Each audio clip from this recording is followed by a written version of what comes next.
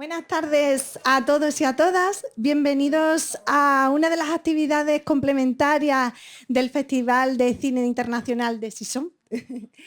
Estamos en una de las últimas actividades que organizamos en este fantástico lugar como es Toma 3. Gracias a Tono y a todo su equipo por apoyarnos un año más y darnos este espacio para celebrar todas estas actividades del festival. Y presentamos a continuación esta charla tan fantástica de Lady Hitchcock, la compañera olvidada, esa figura femenina que ha sido muy influyente en la historia del cine. En esta charla vamos a tener el placer de escuchar y va a estar a cargo de esa moderación Jaime Rojo, Daniel López y Sheila Montes.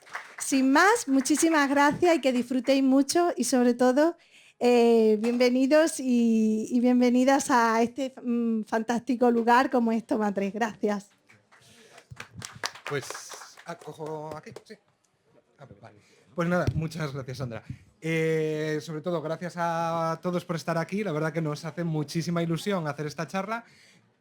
Aunque tengo que reconocer que estoy un poco nervioso, yo no suelo presentar estas cosas, así que voy a ver si lo hago con agilidad y le suelto el testigo rápidamente. Bueno, bienvenidos a la charla sobre Lady Hitchcock.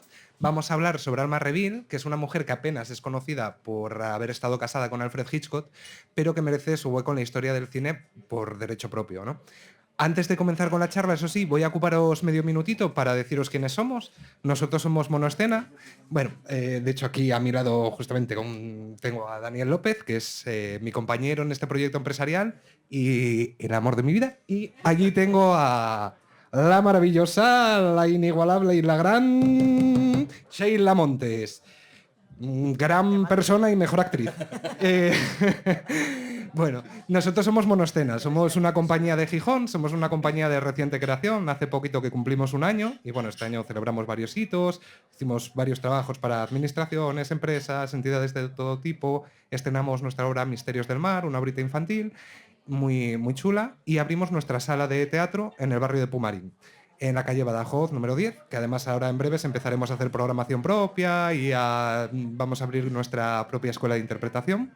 Así que os invitamos también a todos a conocer el espacio, pero a lo largo de este año realmente el eje central de nuestro trabajo fue la obra y la producción Lady Hitchcock, que trata precisamente sobre Alma Reville.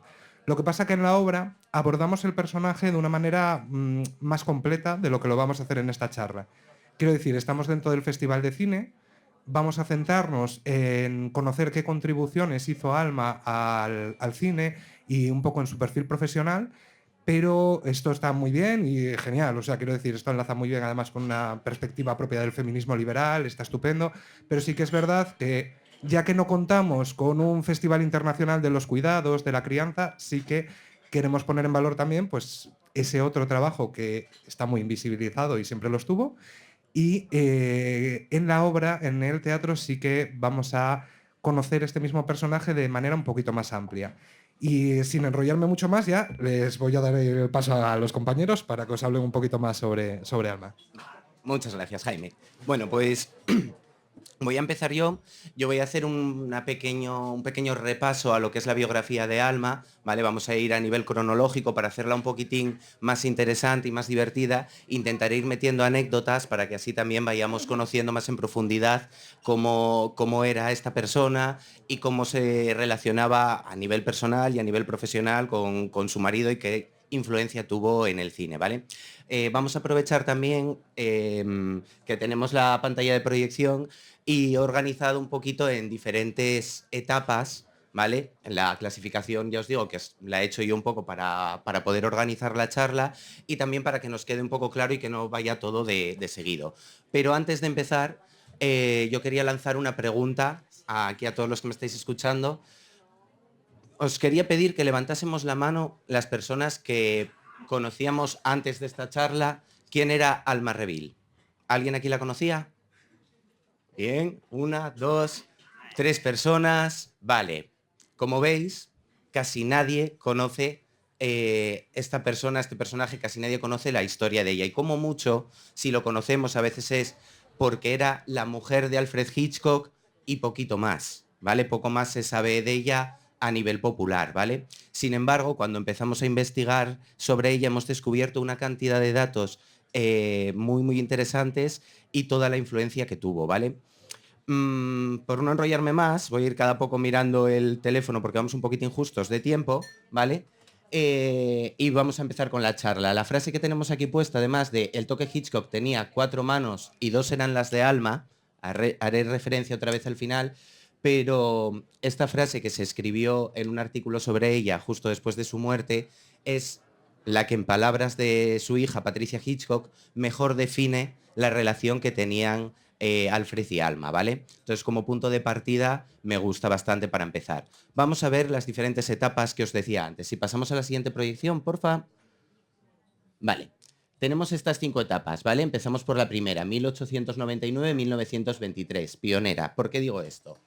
Alma nace en el año 1899 en Nottingham, ¿vale? Y al poco de nacer se traslada con su familia al oeste de Londres, ¿vale? A Twickenham, que ahí es donde en 1912 se crearía el estudio cinematográfico más grande de toda Inglaterra. Se mudan ahí y empieza, cuando es joven, cuando tiene 10, 11 años, empieza a ir al cine con su madre. De aquella todavía no existía el cine como edificio, exento como tal. Normalmente estas proyecciones se hacían en comercios o en salas que se habilitaban para el momento, ¿vale? Entonces no estaba muy, muy bien visto. El resto de la familia le decía a la madre de Alma que si la llevaba iba a coger piojos, todo este tipo de cosas, ¿no? Que se suelen decir, pero aún así, gracias a Dios, no se dejó influir y siguió llevando a Alma a ver todas estas películas y fomentando esta pasión que tendría ella luego por el cine, ¿vale? En 1915 deja los estudios y empieza a trabajar. En aquel momento ella tenía 16 años y empieza a trabajar en los estudios. Ahí llevaba un par de años ya trabajando su padre en la sección de vestuario. Alma le interesó mucho el cine, pero los padres pensaban mejor que empezar directamente viendo el glamour, las estrellas y demás, que empiece viendo la parte más dura, que empiece viendo lo que implica de verdad este trabajo y lo que significa esta industria. Y le consiguieron un trabajo en la sala de montaje, ¿vale? Ahí empezó también como chica del rebobinado y al poco de empezar a trabajar en la sala de montaje empezó a destacar lo bien que se le daba aquello y llegó el momento en el que fue encargada directamente de cortar los negativos. Es decir, acabó teniendo el papel más principal que ocurre dentro de esta sala, ¿no? Con el consiguiente aumento de sueldo y de reconocimiento también que eso le llegaría, ¿no? Además de realizar todos estos trabajos de montaje, empezó también a asesorar en las propias grabaciones todo el tema de la continuidad y se empezó a generar la figura de lo que hoy conocemos como script, ¿vale? Y además también empezó a asesorar dentro de los propios guiones a ver si tenían coherencia y lógica esta continuidad tanto a nivel visual con lo que se iba a grabar como a nivel de trama, ¿vale? Al final acabó desarrollando una multitud de diferentes oficios dentro de estos estudios, lo que hoy en día conoceríamos como ayudante de dirección, ¿vale? En aquel momento todavía en sí esa figura no era muy reconocida, no existía como tal, ya que tenemos que recordar que estaríamos en este momento en 1915, 1916, el cine está en pañales, ¿vale? El cine como tal, como industria, empieza en 1899, a la vez que nacen Alfred y Alma. A modo de curiosidad, nacieron solo con un día de diferencia, ¿vale? Que eso no lo dije al principio, pero bueno, es un pequeño dato curioso. Como os decía, Alma se empieza a asentar dentro de la industria trabajando en todas estas tareas. Y llega un momento en 1918 que trabaja también con Griffith, ¿vale? Ya era un director consolidado y un productor consolidado y en aquel momento en Estados Unidos era donde estaba realmente la potencia de esta industria cinematográfica. Entonces, todo lo que Alma aprendió trabajando en esta película en 1918 con Griffith fue lo que luego pudo también importar y empezar a aprovechar para toda la producción del cine en Inglaterra, ¿vale?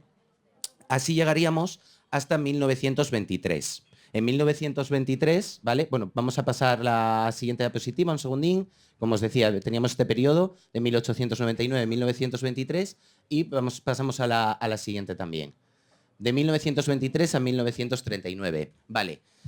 Si en el anterior periodo era la vida de Alma antes de conocer a Alfred, ahora aquí en 1923 nos vamos a situar en el momento que se conocen, ¿de acuerdo? En ese momento Alfred llevaba 2 años trabajando en los estudios. Como os decía, Alma ya llevaba trabajando desde los 16. En este momento tiene 24, es decir, ya llevaba un total de 8 años de experiencia dentro de los estudios cinematográficos. Mientras que Alfred llevaba trabajando solo 2 y había trabajado haciendo los interludios en las películas, ¿vale? Habían coincidido en películas como Apariencias o El hombre de casa. En esas habían llegado a coincidir dentro de los estudios, pero no habían interactuado entre ellos. Más tarde nos enteraríamos de que es porque Alfred ya estaba enamorado de ella desde el principio, desde que la vio, pero no se atrevió a hablarle hasta que en 1923 tuvo un puesto superior al suyo. Le encargaron la realización y la dirección artística de la película de Mujer a Mujer, de Graham Katz, ¿vale? Y en ese momento, Alma Reville, que justo hacía poco se había quedado sin trabajo porque habían terminado las producciones que estaba trabajando en ese momento, la llama por teléfono un señor llamado Alfred Hitchcock pidiéndole una reunión para ofrecerle un puesto de trabajo como directora de montaje y de realización ahí con él, ¿no? Tienen esta entrevista en los estudios Gainsborough, pero resulta que lo que le ofrece Alfred a nivel económico no es suficiente y Alma le dice que no. Coge la puerta y se va. En ese momento, Alfred sale corriendo detrás de ella por los pasillos del estudio para ofrecerle un aumento de sueldo y que por favor haga el trabajo con ella. Acepta, empiezan a trabajar, pero resulta que este señor, el Graham Katz, el director de la película, pues no era una persona excesivamente formal, ¿no?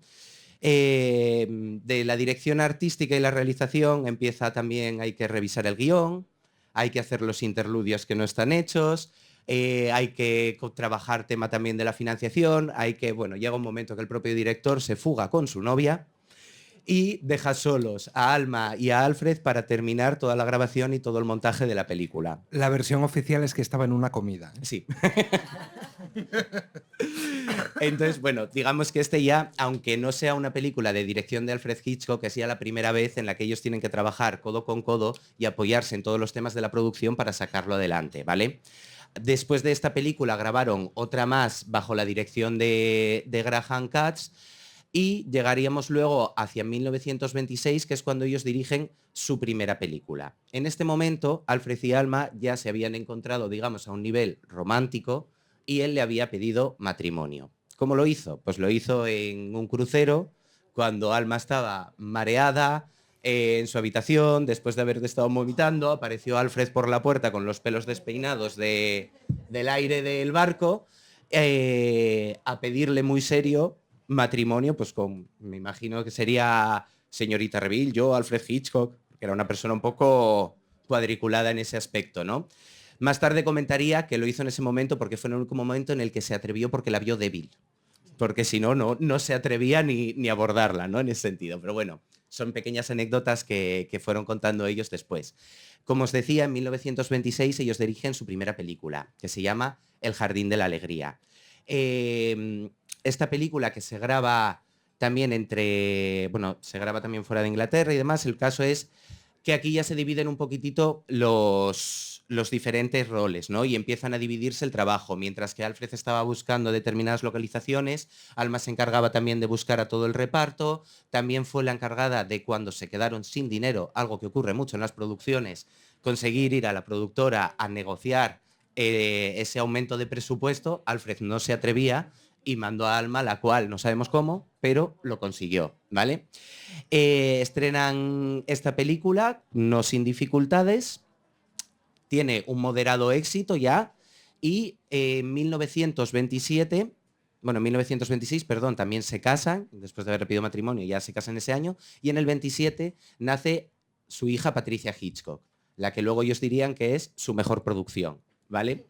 En ese año no solo nace Patricia Hitchcock, sino que dirigen El enemigo de las rubias, lo que hoy consideramos la primera película de suspense como tal de Alfred Hitchcock, ¿vale?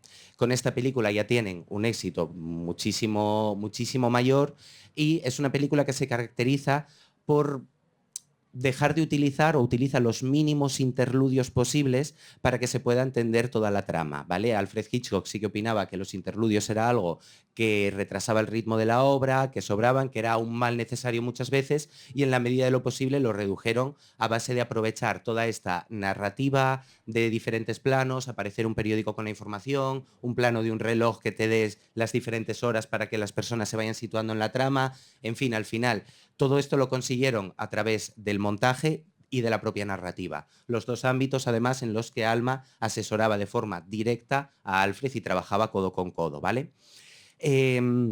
Seguimos avanzando. En 1929 hacen la primera película sonora de Inglaterra, una película que se llama La muchacha de Londres, la tenían grabada antes, pero añaden todas estas pistas de audio a posteriori y la adaptan para que pueda ser la primera película sonora. ¿De acuerdo? Es un gran éxito también y ya los termina de consolidar a ambos como los dos cineastas principales en este caso, de Inglaterra, ¿vale? De Reino Unido. Siguen avanzando durante esta década. En 1935, por ejemplo, tienen 39 escalones. Bueno, van haciendo una serie de grandes éxitos y digamos que en esta década hacen prácticamente más de 10 películas, 10, 12 películas, en las cuales, en casi todas, Alma aparece en los créditos, ya sea como ayudante de dirección o directora de segunda parte, como guionista, como script, en las diferentes funciones que hace según en los diferentes films. También coincide que hace un par de películas, co-guioniza un par de películas con otros directores, también una de las primeras sonoras, aunque eso, a medida que Alfred Hitchcock va cogiendo más peso en la industria, Alma va dejando los otros trabajos paralelos con otros directores y se empieza a centrar en las películas de su marido, ¿vale? Y así llegaríamos hasta 1939, ¿vale? 1939, donde se mudan a Estados Unidos. Pasamos a la siguiente diapositiva. Vale, como os decía, Alma en todos estos años apareció en los créditos, iba apareciendo en los créditos de todas estas películas. En esta década de 1940 a 1950, poco a poco cada vez va apareciendo menos, hasta que en 1950, en Pánico en la escena, va a ser la última película en la que aparezcan los créditos, aunque hay desde datos, pruebas de la biografía, bueno, mil cosas que certifican que Alma siguió colaborando en todas las películas con lo mismo que hacía antes hasta el final de los días de ambos, ¿vale? Pero poco a poco va desapareciendo de esa parte más pública y va quedando más desaparecida en ese sentido sus colaboraciones. De esta década, ¿qué podemos comentar así a modo de anécdotas, bueno, o de datos rápidos? Voy a empezar a acelerar un poco porque tenemos poquito tiempo. En 1940 dirigen Rebecca, que llevan el Oscar a Mejor Película. No se lo lleva Alfred Hitchcock directamente, sino que se lo lleva la propia productora, en este caso Selznick, ¿vale? Después, pues bueno, ¿qué más podemos contar? También anécdotas así particulares. En este momento ya Alfred Hitchcock tenía la costumbre de aparecer en todas sus películas haciendo un pequeño cameo y tuvieron unos problemas con eso en la película de Náufragos en 1944. ¿Por qué? Porque ocurría principalmente en un bote y no había figurantes y otros extras que pudiesen aparecer, entrar y salir. Entonces, entre Alfred y Alma, hablándolo los dos, encontraron una solución bastante original, que era en una revista que apareciese Alfred en un anuncio. ¿Cuál eligieron? Bueno, pues resulta que Alfred llevaba una temporada a dieta, había perdido bastantes kilos y dijeron aparecer en un anuncio de píldoras adelgazantes con la foto del antes y el después, ¿vale? Tenían un poquitín toda esta coña siempre entre ellos, ¿no? Y como dato curioso, cuando llegamos al punto de esta década, es que en 1950, en la película de Pánico en la escena, que como os decía es en la última en la que Alma aparece en los créditos, también es la primera en la que su hija Patricia Hitchcock también aparece. Es la única película en la que coinciden los tres directamente, ¿vale? Patricia Hitchcock, que no estoy hablando mucho de ella, pero que también trabajó como actriz y gracias a ella tenemos la biografía de Alma y 1000 datos que no han caído en el olvido gracias a que ella en el 1998, unos cuantos años después de la muerte de su madre, decidió recopilar toda esta información y hacer esta biografía que se llama Alma Hitchcock, la mujer detrás del hombre, ¿vale? Vamos a pasar a la siguiente época, que es esta, de 1951 a 1979. En esta época ya Alma prácticamente ha dejado de salir en los créditos de las películas, pero tenemos bastantes datos de cómo su colaboración era imprescindible, se podría decir, ¿no? Para empezar, podremos decir que todos, absolutamente todos los proyectos que le llegaban a Alfred Hitchcock pasaban primero por las manos de Alma. Y ella decidía si el proyecto merecía la pena o no. Solo le llegaban directamente estos. Alma, aunque dejó de aparecer en los títulos, también se dice, seguía yendo desde el primer día a los sets de rodaje, seguía estando en el estudio desde el primer día, revisionando todos los copiones, todas las grabaciones de los propios estudios, revisando también el montaje final y dando su opinión crítica y razonada sobre todos estos temas. Y todos los relacionados con la industria siempre lo dijeron, que ahí la voz final o el único criterio que Alfred tenía en cuenta, incluso por encima del suyo, era el de su esposa Alma Reville, ¿vale? Siempre me refiero a ella además como Alma Reville porque, y esto no lo dije antes, no se cambió el apellido cuando se casó con Alfred porque ella ya era conocida en la industria y no quiso perder aquello, ¿no? Otras anécdotas interesantes de esta época y que reflejan la importancia que tenía Alma para el cine de Hitchcock. Por ejemplo, se cuenta que Alfred estuvo durante semanas o meses obsesionado diciéndole a todo el mundo que Alma odiaba su película de Vértigo porque, a pesar de que ella decía que era una película maravillosa y que le encantaba, le criticó en una toma en la que decía que Kim Novak se veía un poquitín ancha de caderas en esa toma y que ella personalmente la hubiese quitado. Al parecer, Alfred eso le obsesionó y estuvo divulgando y diciéndole a todo el mundo que su esposa odiaba su película, ¿vale? Y otro dato interesante así de esa época, de modo de anécdota, puede ser lo ocurrido con Psicosis. En el momento que la película de Psicosis estaba lista, hicieron un revisionado en el que estaba Alma también y se dio cuenta que en la escena de la ducha había un detalle que no podía ocurrir y era que Janet Leigh respiraba cuando estaba tirada en el suelo. Era casi imperceptible, pero Alma, que llevaba toda su vida trabajando en eso, lo detectó y vio que se le movía el cuello con la respiración.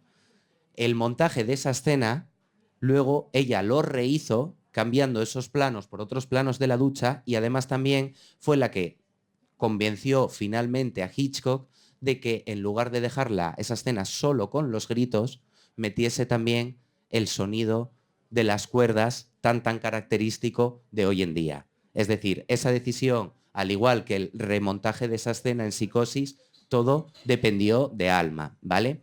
Por cierto, una película que en su momento, cuando la estaban haciendo, no sabían que iba a ser todo lo innovadora que fue, ¿vale? Siguen pasando los años, tenemos todas estas películas, luego pues harían Los pájaros, llegamos a 1970, en 1970 ya empiezan a sufrir determinados achaques de salud, aunque Alma en 1958 superó un cáncer de mama.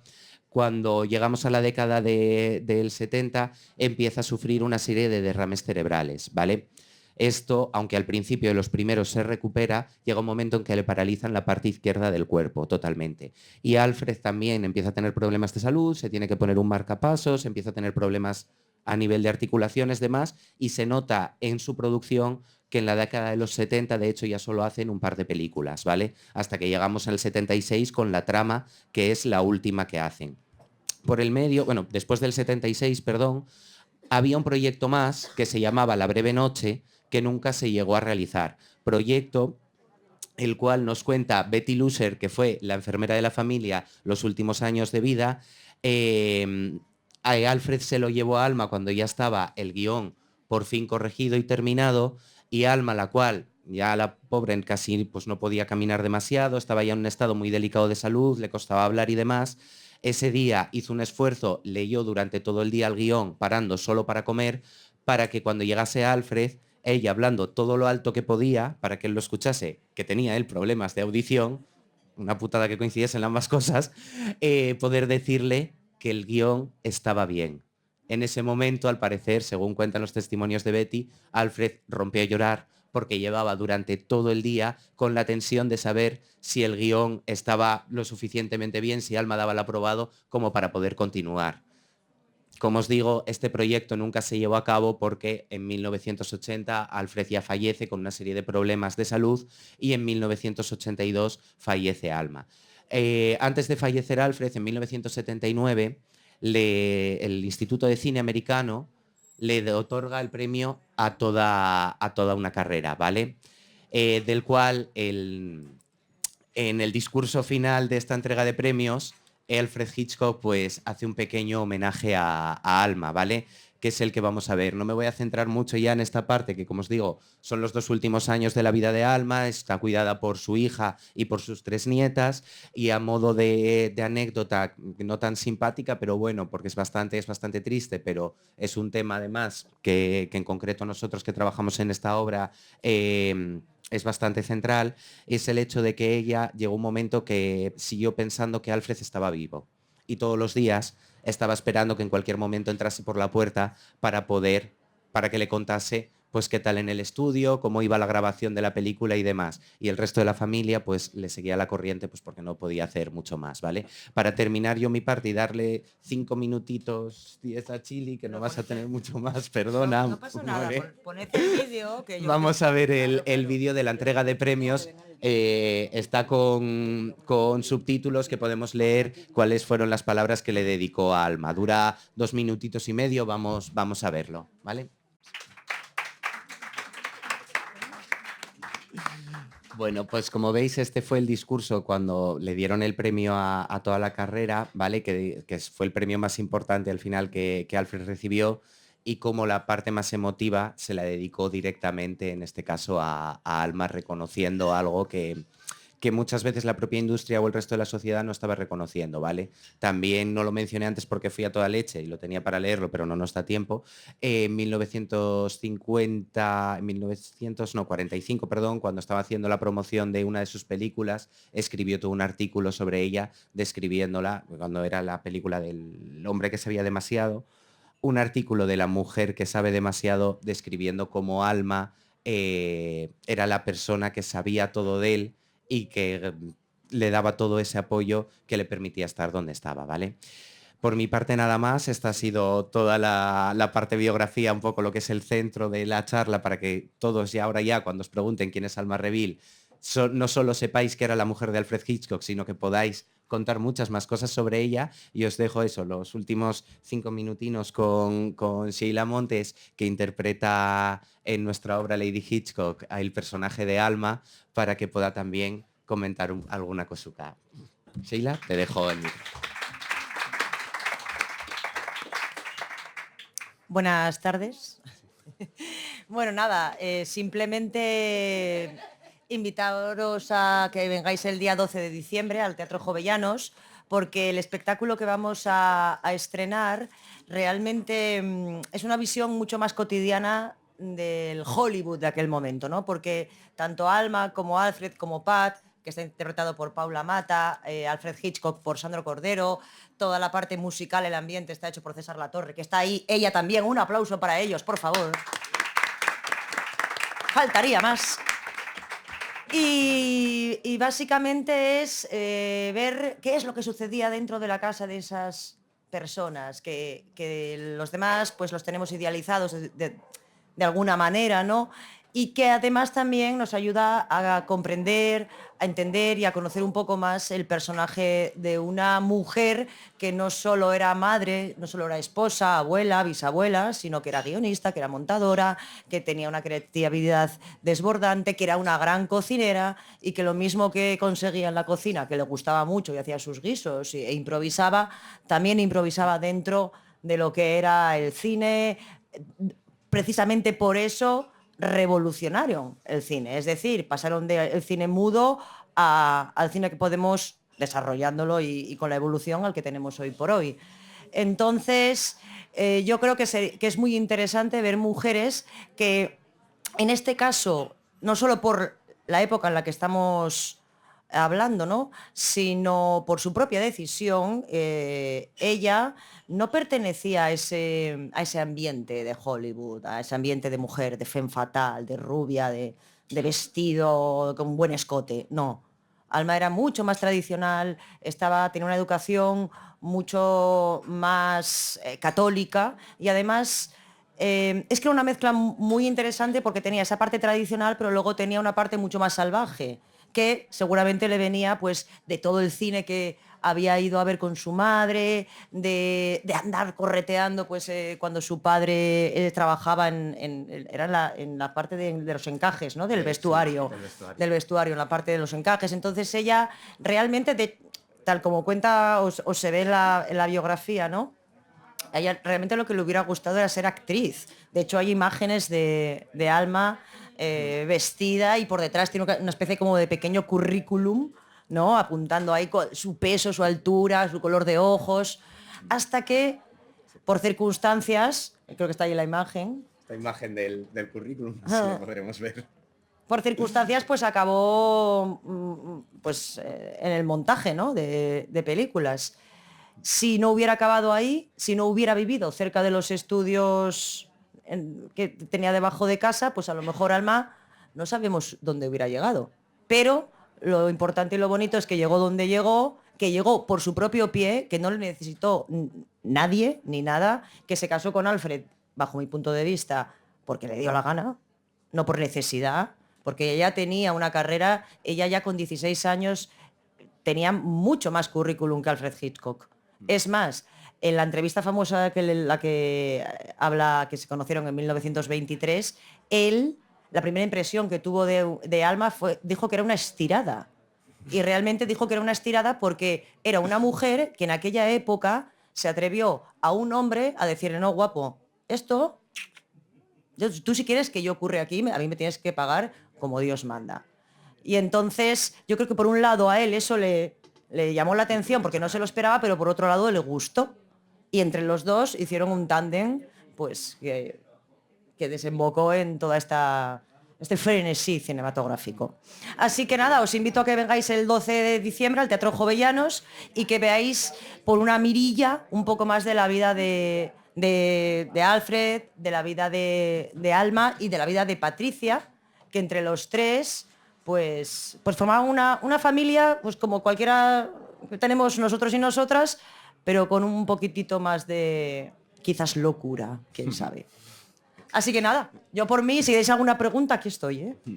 Sí, si tenemos alguna pregunta, porque teníamos también para terminar un vídeo de 1 minutito que es el teaser de la ya obra. Nos pasamos un poco y está y muy aparte bien que como lo a veáis nivel a través de internet, podéis ver el teaser, podéis buscar la obra y podéis venir a vernos. Pero yo creo que ya nos pasamos un poquito de tiempo. Perdón. Así que nada, muchas gracias por haber venido. Espero que os haya gustado y nos vemos en el teatro el 12 de diciembre en el Jovellanos.